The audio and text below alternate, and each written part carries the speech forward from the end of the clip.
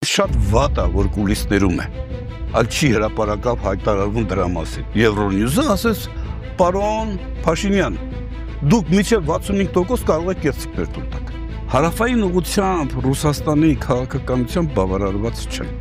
Ինձ դուք օգտագործում եք, իմ հնարավորությունները օգտագործում եք, բոլորն այլ նպատակին հասնելու, ընդ որում այդ նպատակը, որին դուք ձգտում եք, դա ինձ համար անընդունելի նպատակ է, շատ վտանգավոր։ Ուղղակի ընտրական գործընթացը տապալող կարտ բլանշ էր։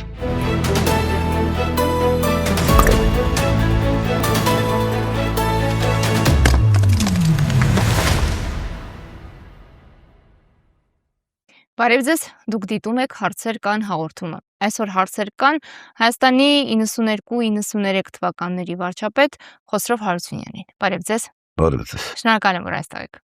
Շնորհակալ եմ հրավերքի համար եւ հնարավորություն ձեռնարկելու համար։ Նախընտրական քարոզարշավի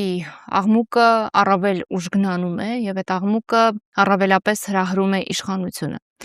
Եվ այս աղմուկի պայմաններում շատ կարևոր, վտանգավոր իրողություններ ստվերվում են։ Կարծում եմ արդեն կռահեցիք Ռուսաստանի կոշտ հայտարարությունները, գետնի վրա արդեն իսկ արված քայլերը սուր հետևանքներ կարող են ունենալ հատկապես մեր հանրության համար։ Մինչև այդ հետևանքներին առավել մանրամասն անդրադառնալը ես մի հարց ունեմ։ Երկու խիստ հակադիր գնահատական է հնչում այս առիթով, որ Մոսկվան այն, ինչ անում է Նիկոլ Փաշինյանին պատժելու համար է, եւ երկրորդ ճիշտ հակառակը, այն ինչ անում է Մոսկվան, ջուր է լցնում Նիկոլ Փաշինյանի ջրաղացին։ Ճշմարտությունը որն է ըստ ձեզ։ Գիտեք, բարդ հարց է։ Բարդ հարց է այն առումով, որ այդ հարցադրումներին կամ այդ հարցադրմանը adekvat արձագանքելու համար տեղեկատվության լուրջ պաշար է պետք ունենալ։ Ես ինքս այդպիսի տեղեկատվություն չունեմ, չեմ տիրապետում նման տեղեկատվության եւ իմ դատողությունները որպես կանոն անում եմ բաց աղբյուրներից ստացված ուրեմն տեղեկատվության հիման վրա։ Ինչ կարող ենք արձանագրել։ Մենք կարող ենք արձանագրել գոնե իմ պատկերացմամբ, որը կարող է եւ շատերի կողմից չընդունվի, բայց դա իմ պատկերացում, ես հիմնավորում եմ ինչու։ Մենք կարող ենք արձանագրել հետեւյալը, որ թեպետ, այսա շատ էական է, թեպետ Հայաստանի Եվրոմիության անդամակցության հեռանկարը ոչ միայն միջաժամկետ, այլ երկարաժամկետ հատվածում նույնիսկ շոշափելի չէ, այդուհանդերձ Ռուսաստանի մոտ կամ բոլոր հիմքերը մտահոգվելու Հայաստանի հետ իր հարաբերություններին։ Ինչու։ Եթե դուք հիշում եք ապրիլի 1-ի հանդիպման ժամանակ, ես նկատեմ Պուտին-Փաշինյան, ըստ էության Պուտինը արձանագրեց հետևյալը, գոնե ակնհայտ էր դա, որ Հայաստանի բնականon կենսագործունեությունը պայմանավորված է բացառապես Ռուսաստանով։ Մենք ձեզ ապահովում ենք մատչելի շուկա, ձեր գյուղացիական ապրանքների համար եւ ոչ միայն գյուղացիական ապրանքների, շատ արտադրանքի, վերամշակման արտադրության պրոդուկտի համար էլ, մենք ձեզ ապահովում ենք մատչելի էներգակիրներ, ուստի, եթե ձեր կենսապահովումը հանրային կյանքի ամենապատասխանատու եւ կարևոր ոլորտներում պայմանավորված է մեր դիրքորոշմամբ, մեր մոտեցումներով, ապա բարի եղեք հարգել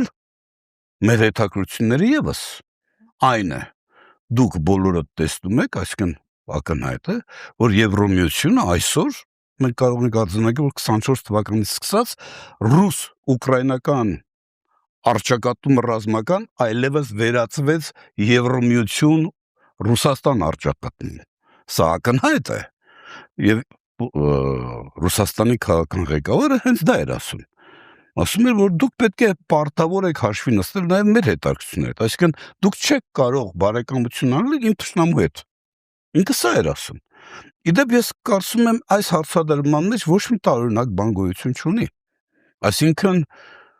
ակնհայտ է, որ Եվրոմիություն Ռուսաստան փոխհարաբերությունները այսօր ապրում են իրենց, եթե կարելի ասել, խորը ճգնաժամային իրավիճակում են եւ ապրում ամենապատմական ամենավատ շրջանը։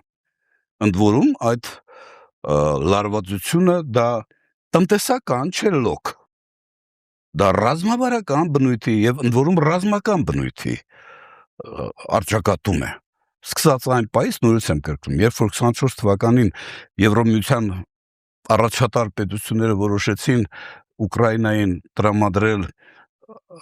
միջին հեռահարության հրթիռներ, մոտ 300 կիլոմետր, եթե մի քիչ ավել, մի քիչ պակաս,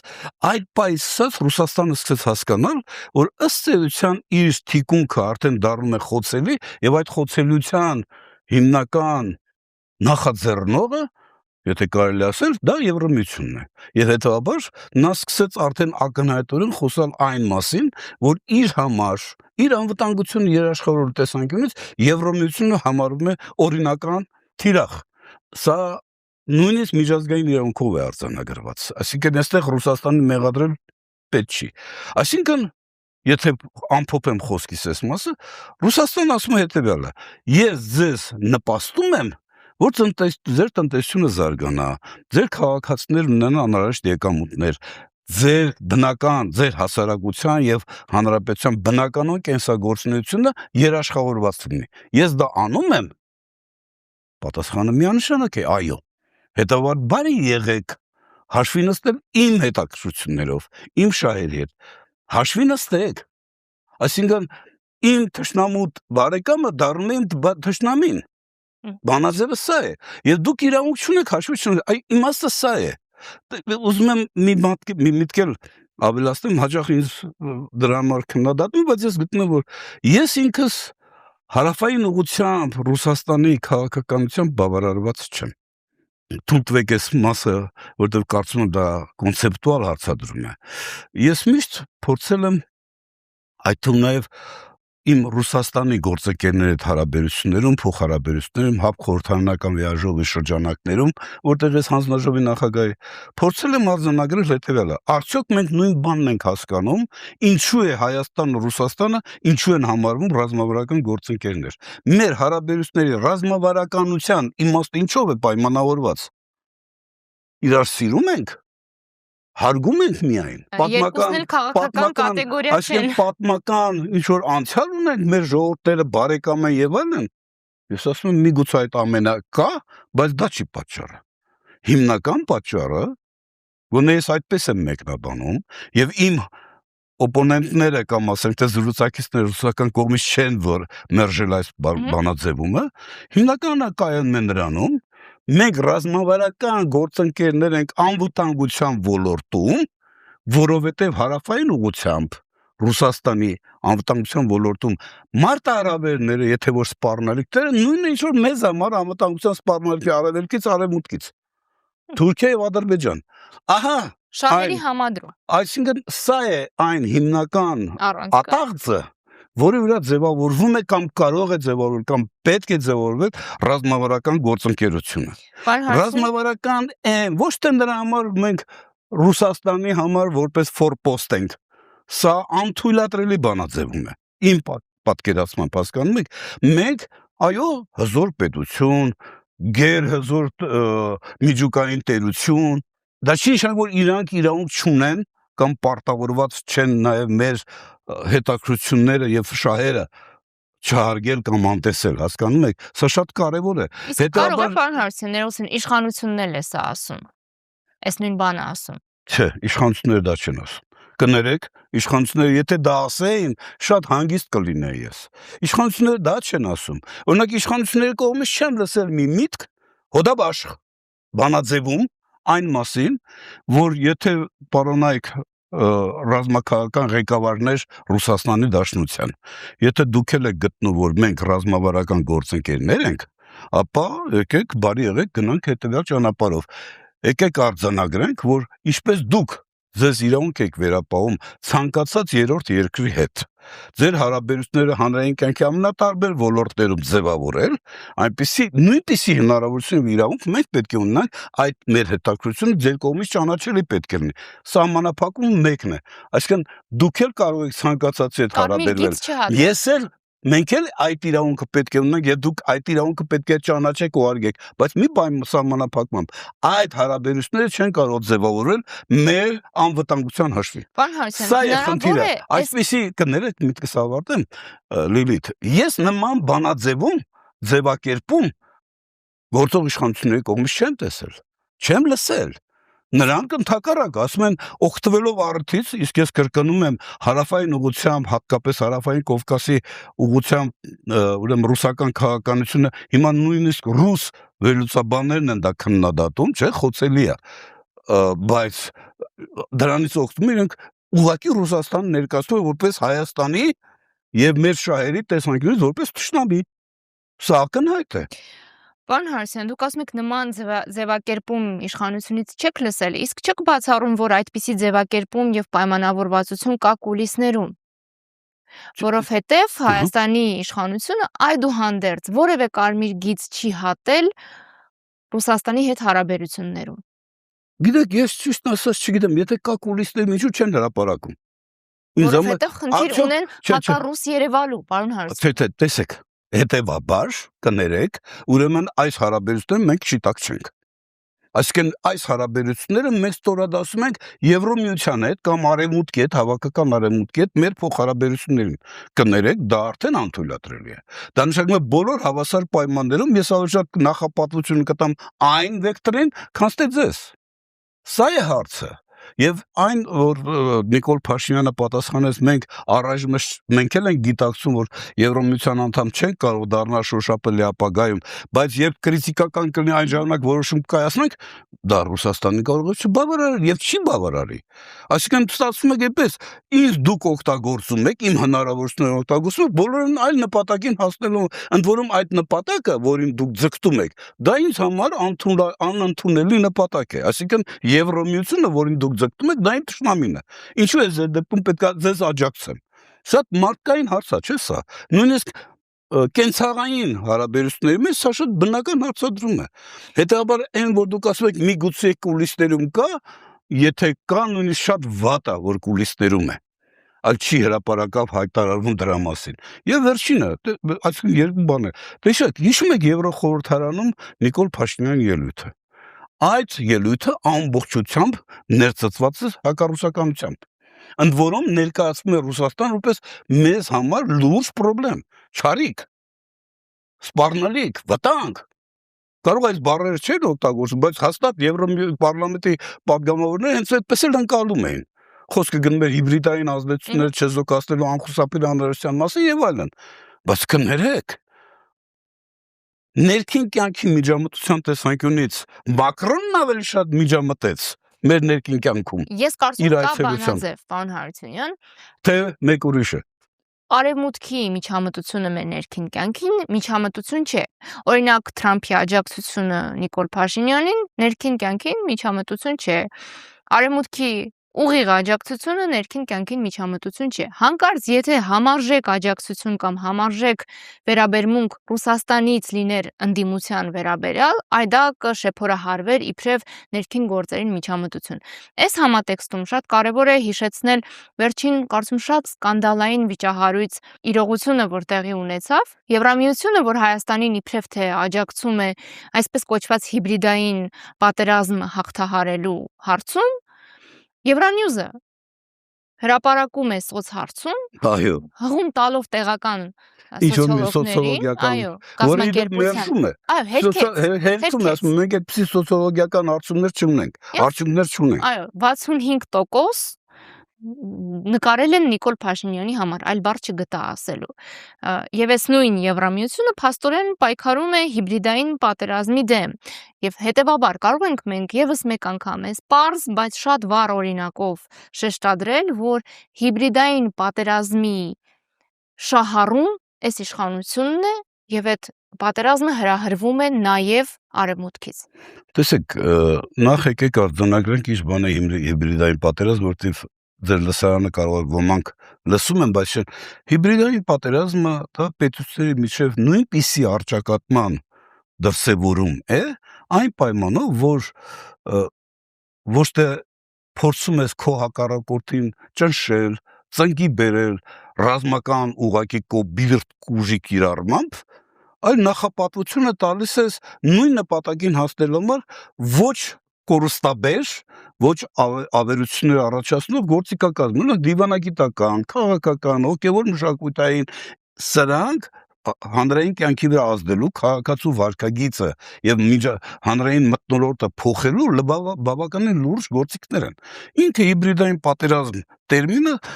սկսվել է օգտագործվել 2005 թվականից, դա բրիտանական ծագում ունեցող տերմին է, բայց իմաստը սա է, քանի որ միջպետական հարաբերություններում հակասությունը, այսինքն դիմացի քո հակառակորդ կամ մրցակից պետությանը ծնկի բերելու համար որպես կանոն միշտ մտածում են ռազմական գործողությունների դիմելը, իսկ դա բերում է ավերվածություններ, մեծ ծախսեր, հետո վերականգնման լուրջ անհրաժեշտություններ եւ այլն, որոնք եթե կարելի է այդ նույն նպատակին, այսինքն քո հակառակորդին ծնկի ես բերում, նա ստիպված ասում է հանձնվում են, այլ գործիքակազմ օգտագործելով ինչու չգնալ այդ ճանապարհով։ Իմաստը սա է։ Հիմա եթե այդ կոնտեքստում ենք նայում, նախ հիբրիդային պատերազմի լավագույն ավանդույթը արևմուտքում է։ Փափուկ ուժի լավագույն կիրառողները արևմուտքի պետություններն են։ Իրանց մոտ է դրված կա ցավոք, ոչ թե ցավոք, դեպքում ցավոք բառը ճիշտ չէ։ Ռուսաստանը կամ հետ խորհրդային պետությունները նման գործիքակազմով աչք չեն զարնում, հա։ Եթե գամ ձեր բերած օրինակին, դա ճաչացող կրկնում եմ միջամտություն է, ըստ էության, ինչ ասեց Եվրոնյուզը ասեց, պարոն Փաշինյան, դուք մինչև 65% կարող եք կեղծիքներ թույլ տաք, մենք կընդունենք, այսինքն մինչև 65%-ը մեզ համար ընդունելի է, այսինքն սա ոչ այլ ինչ, քան ներքին կյանքում միջամտելու ցայտուն օրինակ է, եւ ես խորապես համոզված եմ, որ այդ թիվը վերանանք նրանից, որ դա իրատեսական չէ, որ սոցիոլոգիական հարցումներ անցկացնող ընկերությունը հերքում է, ասում է, մեր սոցիոլոգիայի հարցումների ացուկում տես տվյալներ գոյություն չունի, բայց Եվրոմիությունը այդուհանդերձ դնում է շրջանառության Եվրոնյուզի հրապարակավ, չէ, միջոցով հնարավորություններ օգտագործելու։ Սա ընդամենը, ասում է, կարտ բլանշ, արեք ինչ ուզում եք, հաղթեք, ընդ որում ուշադրություն դարձեք, խոսքը գնում է սահմանադրական մեծամասնություն ապահովելու մասին, խոսքը սա է։ Իրականությունում բոլորս շատ լավ գիտենք, որ գործող իշխանության վարկանիշը ընտրական այս գործընթացում 30%-ի կողմերն են, մի քիչ ավել, մի քիչ պակաս։ Վարչական ռեսուրսով հանդերձ, իհարկե, այլ որտեղ ուրիշ ռեսուրս ինքը չունի։ Եթե ուրիշ ռեսուրս ունենար, այս փողոցային բառամթերքը նախընտրական մրցապայքարում գերակա չէր դառնա։ Այսինքն դուք երբեք սուն հայել, երբ որ ասելու բան չունես, հիմնավորելու այլ բան չունես, այսինքն արգումենտ չկա, սուրս գոռալ։ Հասկանում եք, սա է հարցը։ Այսօր ես օրինակ մեր ընտրապայքարից առանձնապես այս առումով բավարարված չեմ, ասել, որ սա ընտրական մշակույթի խորացման, զարգացման, բարելավման մի նոր մակարդակ է, ճիշտ հակառակը կարող ենք ձեզ հետ միասին պնդել։ Հանրային կյանքում փողոցային բառամթերքը դառավ գերակա։ Ընդ որում այս վերջի, այս միայն նախընտրական մրցապայքարում չի։ Մենք ֆրազներ կան, որոնք մենք լսել ենք վերջի 8 տարում։ Մինչ այդ տես բաներ չի օգտագործվել։ Երբևէ այդպիսի բանաձևումներ, խոսույթներ, բառամթերք, որը շատ բնորոշ է թաղային հեղինակություններին կամ թաղերում, մենք չենք լսել։ Մինչ այդ վերջի շրջան դա դառել է սովորական երևույթ։ Ես խորապես համոզված եմ եւ ցավով եմ սա ասում, որ այս ընտրությունները հանրային գիտակցության մեջ մեզ կոգնիտիվ առումով, հա, մեկ փոքր աշճան բարձրացնելու որևէ շանս չտվեցին։ Ընդ որում մենք պետք է արձանագրենք Լիլիթ, որ որպես կանոն նախաձեռնող եղել է միշտ իշխանությունը։ Նախաձեռնողը այդ բառապաշարի, բառամթերքի օգտագործման միշտ եղել է Նիկոլ Փաշինյանը։ Ամենակոպիտ, ամենակոշտ, նույնիսկ վտանգավորության աստիճանի բռիության տեսանկյունից մակարդակով։ Սովորաբար պարոն Հարությունյան, ընդդիմությունն է նման վարքագծի հակված աշխարհում։ Սովորաբար ընդդիմությունն է հակված կարմիր գծեր հատելու, իսկ իշխանությունը ճիշտ հակառակը, որովհետև իշխանությունը եւ անկախ ամեն ինչից ունի պարտավորություններ։ Մեզ մոտ, քանի որ իշխանության է Նիկոլ Փաշինյանը, տրամաբանությունը բնականաբար խաթարվում է։ Հիմա դուք հանրության գիտակցության վերափոխման շանսը բացառեցիք, ընդդիմության հաղթանակի շանսը ինչպես կգնահատեք։ Նախ ասեմ ձեզ, մի միտք էլ թույլ տվեք շարադրել, վերադառնալով Եվրոնյուզի այդ 65%-ին, շատ վտանգավոր։ Ուղղակի ընտրական գործընթացը տապալող կարտ բլանշ էր։ Եվրոմիությունը պատասխանատվություն պիտի կրի դրա համար։ Այսինքն ինքը բնական է, մենք դատական ատյաններում չէ, բայց այդուհանդերձ մեր հանրային գիտակցության մեջ Եվրոմիության նկատմամբ պահանջ լինել ավելի կոռեկտ եւ ավելի արդյունավետ կամ իրատես, մենք այդ իրավունքը ունենք այլևս։ Հասկանում եք, ես կրկնում եմ, դա շատ վտանգավոր մեսիջ էր։ Սա ըստ էության այն 15 միլիոնին պլյուս մի հատ մեսիջ էր։ Այն 15 միլիոն ուժը հատկացվեցին հիբրիդային հյուսիսից հիբրիդային ազդեցությունների չեզոքացման ուղղությամբ, սա դրա պլյուսն էր։ Սա վտանգավոր էր։ Հիմա վերադառնամ ձեր հարցին։ Իհարկե դուք ճիշտ եք։ Իհարկե դուք ճիշտ եք, որ իշխանությունը պետք է լինի պատասխանատու։ Որպես կանոն, այդպես է բնությունը իշխանության, բայց ցավոք սրտի լինում են բացառություններ, հավանաբար, որի մականատեսն ենք մենք ձեզ հետ միասին, եւ դա ցավ է առաջացնում։ Ես այսօր այդ պատասխանատվությունը բարից բուն իմաստով սեփական ժողովրդի, սեփական հասարակության արժեվ այդ պատասխանատվությունը ես չեմ տեսնում։ Գիտեք, ինչու եք դուք կենթանի մնացել, ինչու չեք մահացել, ինչու չեմ անես տարբեր տեսակի այսպիսի կներեք հիմար բանաձևումները, դրանք խոսում են անպատասխանատվության մասին։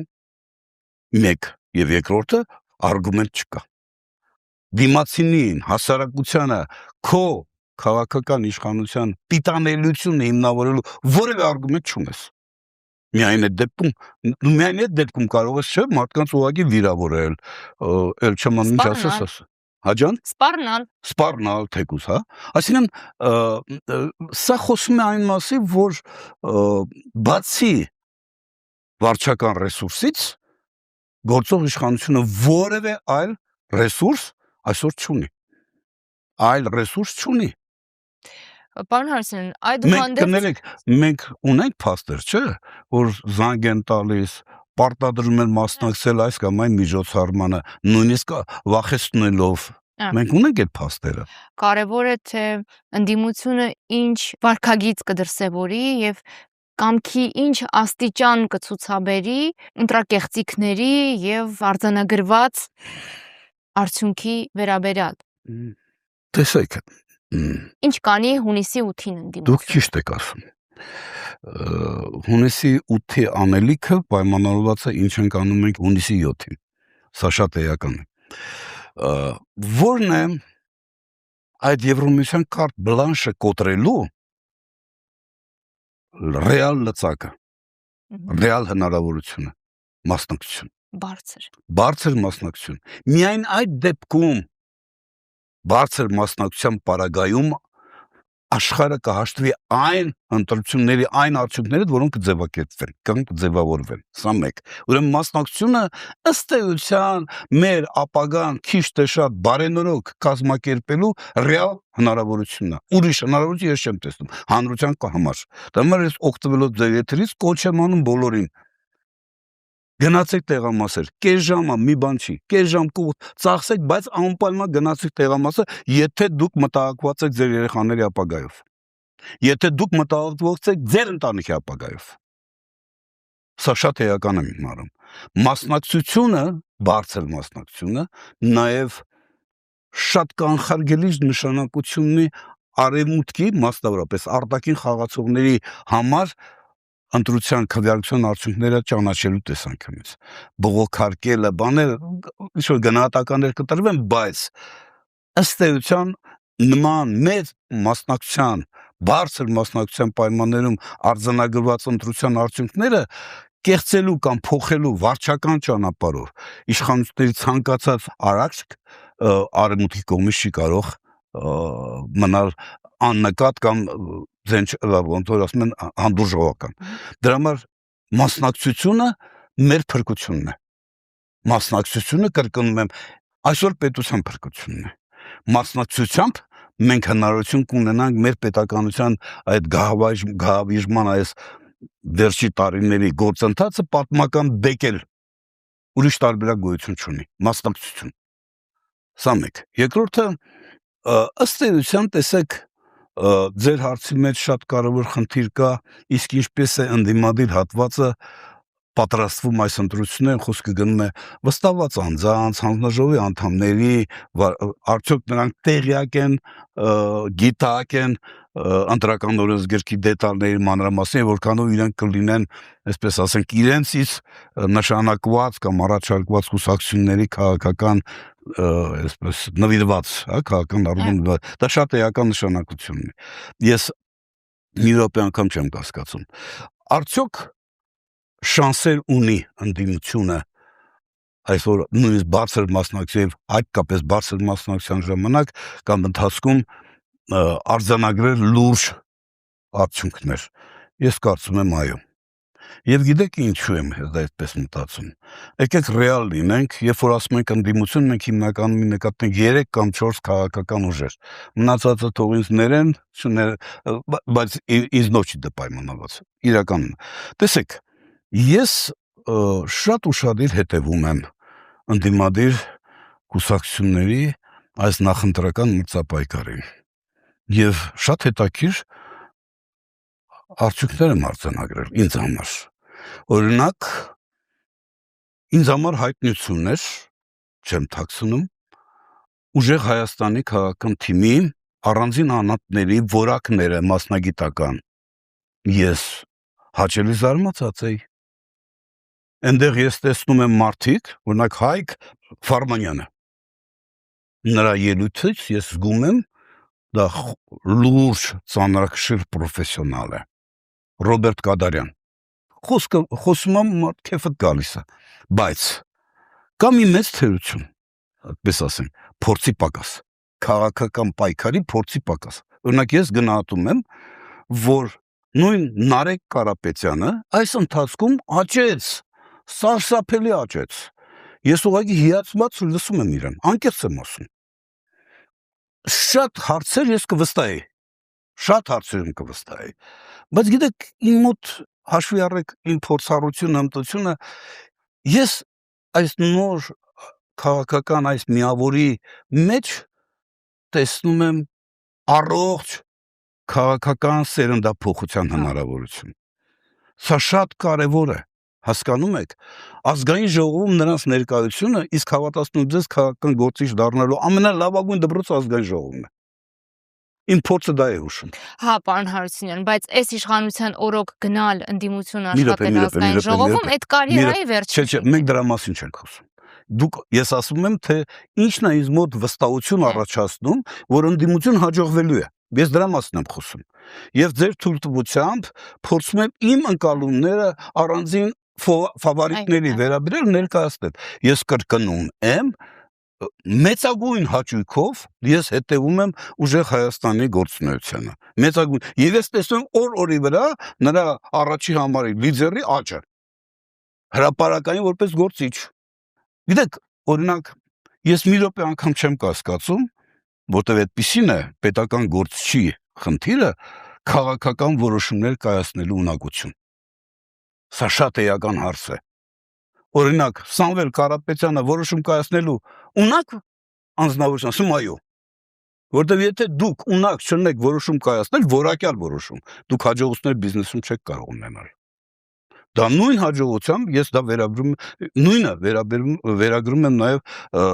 Գագիկ Ծառուկյանին։ Փորձեք հետևել Գագիկ Ծառուկյանի խոսքին։ Այս ամբողջ այս մեկ ամսվա ընթացքում աճել է։ Թող ներվի, որ ես իրան այդպես եմ, այս տարիքային բանը այդ իրավունքը թույլ է տալիս։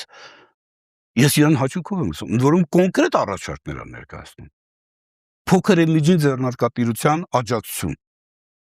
Մարդը շատ բարձ ասում է, չէ, ես այդ տեղից եմ սկսել, ես գիտեմ դա ինչ է նշանակում։ Ու դա շատ կարևոր է։ Այսինքն նույնը ես կարող եմ ասել նաև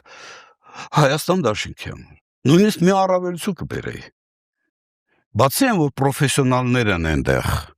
Հայաստան դաշինքը նաև քաղաքական պայքարի մեծ փորձառություն ունի այլևս։ Այս վերջի 5 տարին խորհրդարանական պայքարի նրանց շատ բան սովորեցրեց։ Եվ այդ թիմու մեջ ես տեսնում եմ մարդիկ, որոնց հետ կարելի էր գնալ, ոնց ասում, с ним я бы пошел в разведку։ Այդպիսի մարդկանց այդ թիմ, բայց կա մի կարևոր հանգամանք, թույլ տվեք սրան անդրադառնալ։ Երկու ավեշտ հանգամանք։ Ձեր թույլտվությամբ իհարկե։ Մենք բոլորս խոսում ենք ով է ապագա վարչապետը, եւ ճիշտ ենք անում։ Դա շատ կարևոր հարց է, որտեղ պարագաների բերումով վարչապետի անհատական որակները, նրա ինչպիսին լինելը մարդկային հատկությունների տեսանկյունից էական նշանակություն ունեն։ Վերջի 8 տարիները դրա վառ ապացույցն է։ Բայց բոլորը վերջերս ուսանողական մի փոքր իմ նախկին ուսանողներն է հրավիրել, այս հարցերն են քննարկում, փորձում են ինձ այդ իմ կարծիքը հասկանալ։ Ես այս հարցը տվել եմ, ասեցի, տեսեք, ամեն մեկը խոսում եք ով է ապագա վարչապետը, ում կարելի է վստահել երկրի ղեկը։ Ճիշտ եք անում ասի։ Բայց այդ դեպքում ասացեք, խնդրեմ, իսկ ինչպիսի հատկանիշներով պետք է օժտվածնի ձեր այդ ցանկալի վարչապետը։ Անկասկած սկսեցին ազնիվ, մաքուր, փորձառու, բոլոր բնական։ Ես մի հարց եմ տվել։ Լավ, շատ լավ է։ Իսկ արտաքին հարթակներում հաշվի առնելով մեր երկրի ստեղծված իրավիճակը, դիլիտ։ Այն, որ մեզ համար այսօր ցանկացած տնտեսական ծրագիր կարող է ապագա ունենալ, եթե ապահովված է անվտանգությունը։ Եթե դու անվտանգություն չես ապահովել, քո բոլոր տնտեսական ծրագրերը կատու պատխոստ։ Ես հարց եմ տվել, ասի լավ, այդ դեպքում ասացեք, խնդրեմ, ձեր այդ ապագա պատկերացած վարչապետը պետք է արտաքին հարթակներում, քաղաքական միջավայրերում ճանաչելի լինի։ Ընդ որում ճանաչելի ասելով ես հասկանում եմ, թե ֆես ճանաչու արտաքինը, այլ խոսքը գնա ճանաչել, այսինքն վստահելի գործընկեր։ Ճանաչել երկրի ղեկավարին նշանակում է վստահել կամ չվստահել, այսինքն նրա վստահելիության արդյոք դա կարևոր է։ Բոլորը միաբերան ասին, իհարկե դա շատ կարևոր է։ Ավելին, Լիլիթ, ապագա վարչապետի այդ ճանաչելիությունը որպես միջպետական հարաբերություններում գործընկեր վստահելի, դա քաղաքական կապիտալ է, որը կարող է օգտագործվի հատկապես երկրի անվտանգության հարցերում։ Եվ այդ տեսակետից հավատացնում դες Քոչարյանը մրցակից չունի այսօր այս առաջադրվածների մեջ։ Հասկանում եք, սա շատ էական է։ Ես մտահոգ եմ մեր երկրի անվտանգությամբ։ Հետևաբար ինձ համար շատ էական է, որ իմ ապագա վարչապետը, իմ երկրի ապագա վարչապետը ոչ միայն լինի բանի մատ, պրագմատիկ, չգիտեմ եւ այլն, այլ նաեւ արտաքին աշխարհում ճանաչելի։ Ամփոփելու համար մեր զրույցը, քանի որ ես խոստացել էի այս հարցը տալ, չեմ կարող շրջանցել, պիտի խնդրեմ կարճ, որքան էլ որ տարողունակ հարց է։ Ինչ վերաբերում է Ռուսաստանի կոշտ այդպես գնահատվում է քայլերի հետևանքներին։ Օրինակ կա գնահատական, որ սա կարող է հող նախապատրաստել այս իշխանության համար, տնտեսական այն վատթար վիճակը, որում կհայտնվի մեր երկիրը, օգտագործել որպես պարարտ միջավայր պրո-ադրբեջանական, պրո-թուրքական քարոզչություն իրականացնելու համար։ Այսինքն, այսպես կոչված դիվերսիֆիկացիան համարել ադրբեջանական, թուրքական հնարավորություն։ Մենք հասկանում ենք սրա քաղաքական եւ տնտեսական լրջագույն հետևանքները, բայց արդյոք սա հասկանալու է մեծամասնությունը հանրության, որը իդեպ քարոզչական լրջագույն հոսքի տակ է։ Ճնշման տակ կասեն նույնիսկ։ Ճնշման տակ է, այո։ Պրեսինգի տակ է։ Տեսեք, դուք ասում եք, որ ես շատ հակիրճ խոսեմ, հակիրճ կասեմ, դե իհարկե դա բլեֆ է։ Բայց եթե ուզում ենք առարկորեն հասկանալ ինչի մասին է խոսքը գնում։ Տեսեք, ես լսում եմ, մեզ գազով մի վախեցրեք։ մենք շուտով կունենանք գազ, ընդ որում տարանցիկ գազատար, որը մեր տարանցիկ գումարն է, այսինքն դրան կփակեն մեզ գազով եւ դա կբավարարի։ Սա բլեֆ է, նախընտրական բլեֆ։ Նախ նման գազատար Աստված գիտի կլինի թե չէ, սա մեկ, եւ բարձ թե որտեղով կանցնի, սա մեկ, երկրորդը, որ շատ կարեւոր եմ համարում, Ադրբեջանը նման պաշարներ այսօր հավելյալ հնարավորություններ չունի, ինչու, որտեղ նույնիսկ ինքը այսօրվա դրությամբ իր ամենամեծ գնահատվում է ամենամեծ հզորությունը մոտավորապես 20-ից 25 միլիարդ խորանարդ մետր տարեկան, նա հազիվ կարող է սպասարկել բավարարել Եվրոմիության պահանջները 8 միլիարդ, 16 միլիարդ թողնում են բանում, 10 միլիարդ թողնում են Թուրքիայում, 8 միլիարդ տալիս են Իտալիային եւ մեկական միլիարդ տալիս են Բուլղարիան եւ Հունաստանին։ Այսինքն ավել պաշար չունի։ Եթե նրանք հաշվի են առնում կամ ի նկատի թուրքմենական գազը, ապա թուրքմենական գազը Ադրբեջան մտնելով պետք է անպայման Կասպից ծովի տակով անցնի։ Կասպից ծովի ափամերձ պետությունները արդեն Կասպից ծովի վերաբերյալ ունեն որոշում։ Համաձայնագիր կա, հասկանում նրա շլեֆի վերաբերյալ, բայց ընդերքի վերաբերյալ համաձայնագիր չկա եւ չեմ կարծում, որ Ռուսաստանը, առավել եւս Իրանը երբևէ կհամաձայնվի դրան։ Հետևաբար Ադրբեջանի գազային կարողությունների վերաբերյալ պատկերացումները ուղղակի չբազանցված են։ Սա իմ թվերը չեն։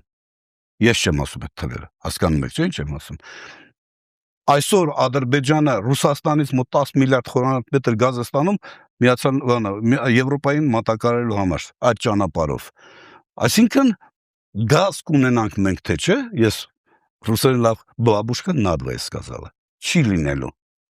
Եթե խոսքը գնում է թուրքմենական գազը Իրանի միջոցով, Իրանի գազատա, Իրանի տարածքով, որտեղ բացի հնարավորություն կարող է առաջանալ։ Հայաստան մատակարարել, ժամանակ մենք պետք է նոր գազատար անցկացնենք, որտեղ այն ինչ որ անցկացված է այսօրվա դրությամբ գործում է, նրա հզորությունները նման 2.5-3 միլիարդ խորանարդ մետր գազ հավելյալ Իրանին հոսանք տալու բզատ, այդքան գազ ներմուծելու համար տենց հնարավորություններ չկան։ Հետևաբար, ուրեմն մենք առաջիկա շոշափելի ապագայում, եթե ռուսական քաղաքական ղեկավարությունը այդուհանդերձ որոշում կայացնի բարձրացնել գազային մատակարարման գները, ապա մենք նման ալտերնատիվա շոշափելի ապագայում չունենք։ Շոշափելի ապագա ասում առաջիկա 2-3 տարում։ Հետևաբար մեր հասարակությունը շատ լավ հասկանա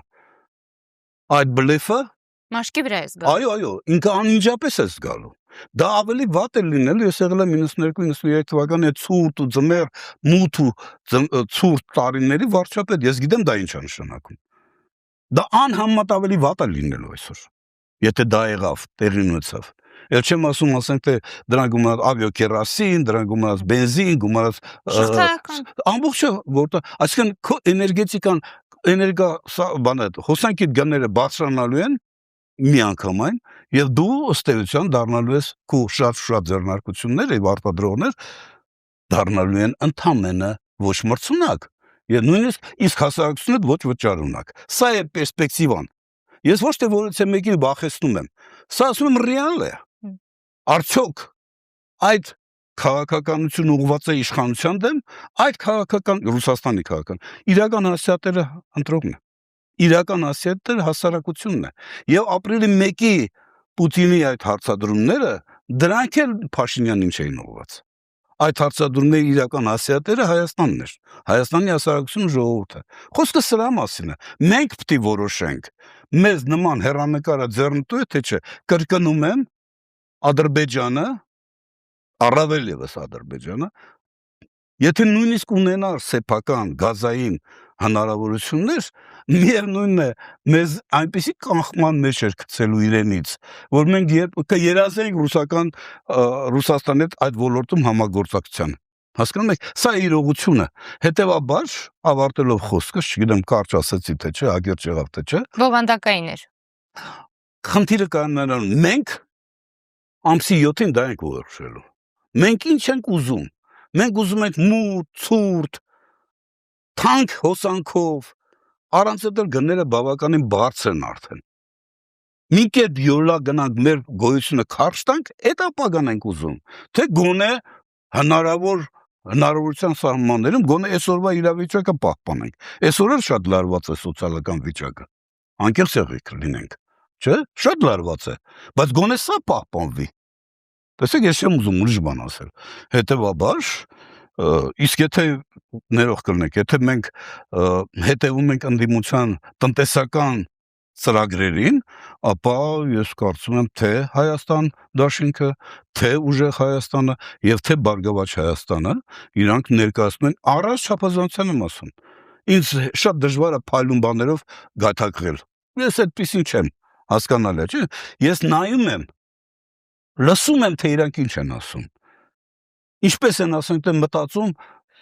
փոքր միջին ձեռնարկատիրության ոտքի կանգնացնելու մասին, խոսում են արտոնագրային հարկերի մասին, խոսում են սահմանի վրա ավելացված արժեքի դիֆերենցված մոտեցման մասին, սրանք շատ էական նշանակություն ունեն տնտեսության զարգացման համար, հասկանում եք, էլ չեմ ասում